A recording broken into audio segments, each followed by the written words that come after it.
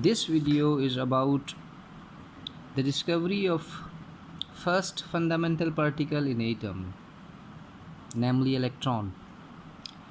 Electron was discovered by J Thomson in 1896 through cathode rays experiment.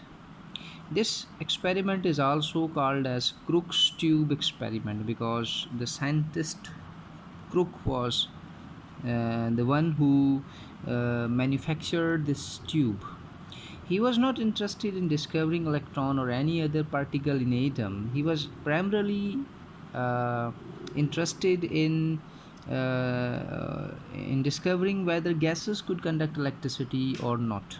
So for this reason he constructed this simple apparatus, and he proven that electricity could be conducted through gases at very low pressure and extremely high voltage.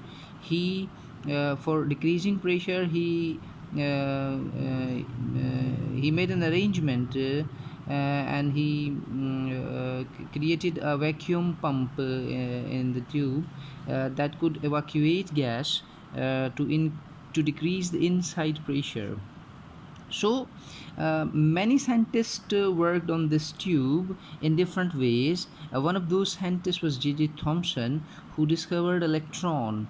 It is very interesting to note that discovery of electron was made many years after the construction or manufacturing of this tube.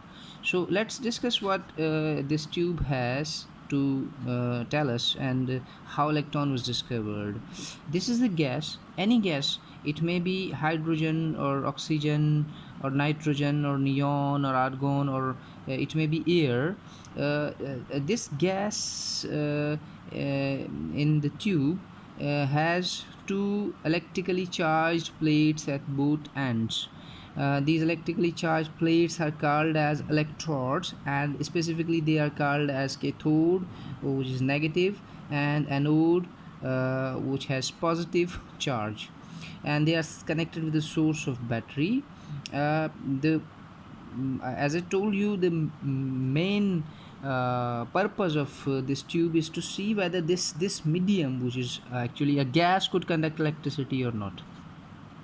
So Crook observed that when we keep evacuating gas from the tube, that results in the decrease of inside pressure, and when we keep increasing the voltage, a time comes, means at a very low pressure, around 0.001 torr, and extremely high voltage around 2000 to 10,000 volt. This medium could conduct electricity, and it creates a spark, and after that spark, darkness of the tube occurs, and rays are emitted out at the side of anode, and these rays are named as cathode because they are coming from the side of cathode. J Thomson many years after this discovery realized that these rays have something very special. He carried out several other experiments on these rays. For example, he put a tiny pedal. For example, this is the cathode ray. This is the cathode ray, and he put a tiny pedal. He put a tiny pedal in the path of this ray, and he discovered that these rays are able to rotate this pedal. This discovery proved that these rays are of material nature, means they possess mechanical energy, and these are not ordinary light rays. These are actually consist of materials, so they must possess mass. He saw that anything placed in their path could have an image that shows that these rays pass in straight lines, and these rays are deflected by strong electric or magnetic field when these radiations are passed through, for example, strong electric field. J Thomson Observe that these rays deviate at the side of positive charge. That shows that these rays must have negative charge. So conclusion of various other experiments that were carried out on the cathode ray was that these rays are consist of materials. These are material rays. Second, they move in straight lines.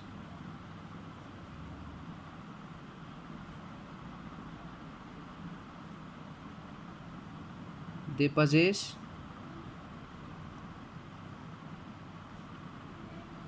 negative charge, evident from this deviation of them towards uh, positive charge and away from the negative. It shows that they have negative charge.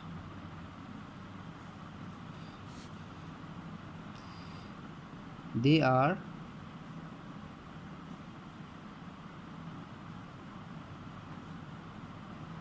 independent of the nature of gas inside the tube, which means that you may take any gas in this tube, but the nature of these rays, these cathode rays, remain unaffected, which means these radiations are not dependent on the nature of the substance taken in the tube. Means all the electrons are same. We may conclude that all the electrons of every substance are similar in every respect. They are not different. The fifth point was that these radiations have constant charge. The charge is 1.78 coulomb per gram. Means 1 gram of these radiations possess 1.78 into 10 power, in fact 1.76 into 10 power 8 coulomb, 1.76 into 10 power 8 coulomb per gram charge. And these radiations were named as electrons.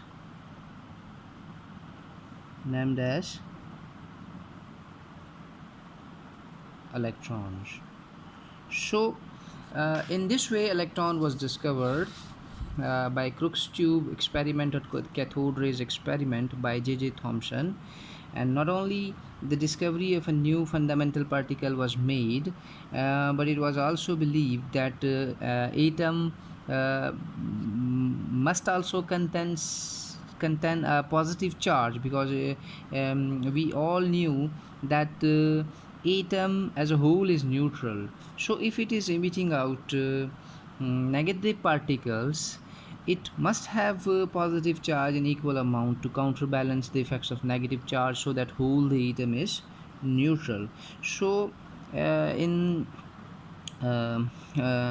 another experiment carried out by Goldstein, which we will discuss in the later lectures, he discovered J Thomson discovered, and there is another tube, Goldstein tube, in which J Thomson discovered that atom also possess positive charge, which was named as proton. So in the next video we will discuss Millikan oil drop experiment, which is about the finding out of absolute charge on a single electron. Thank you.